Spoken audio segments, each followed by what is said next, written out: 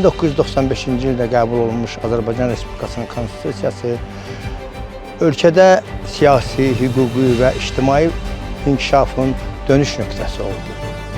Belə ki, ölkənin ilk və əsas hüquqi sənədi olan konstitusiyamız demokratik dəyərləri, insan hüquq və azadlıqlarını və dövlət quruculuğunun əsas prinsiplərini təsbit edərək Azərbaycanın hüquqi bazasını, hümmül təməlini formalaşdırdı və 30 il ərzində Azərbaycanın bütün sahələrdə inkişafı və hüquq baxımından, dövlət quruculuğu baxımından, qanunçuluğun möhkəmləndirilməsi baxımından bir istiqamət verici bir sənəd oldu və məhz bu sənəd Azərbaycanın ərazi bütövlüyü və azad, müstəqil və demokratik bir dövlət qurulması üçün bir istinad, bir mənbə oldu.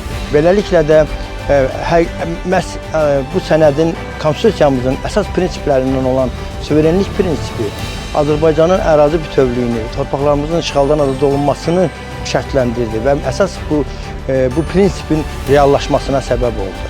Bu prosesdə, bu bütün 30 illik tarix prosesində və bu son 5 illik suverenliklə bağlı tarix prosesində QHT-lərin rolunu xüsusi vurğulamaq lazımdır. Qeyri-hökumət təşkilatları ölkədə cəmiyyətlə dövlət arasında bir körpüdür.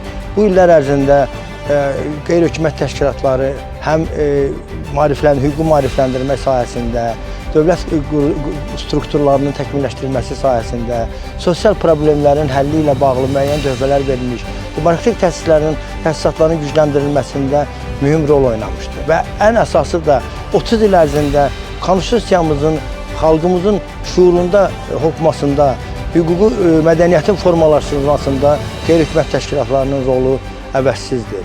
İnanıram ki, bu ildən başlayaraq növbəti illərdə də QHT-nin bu sahədə fəaliyyəti, konstitusiyanın təməl prinsiplərinin təbliği, suverenliyinin qorunması və s. ilə bağlı fəaliyyəti daha da inkişaf etdiriləcəkdir.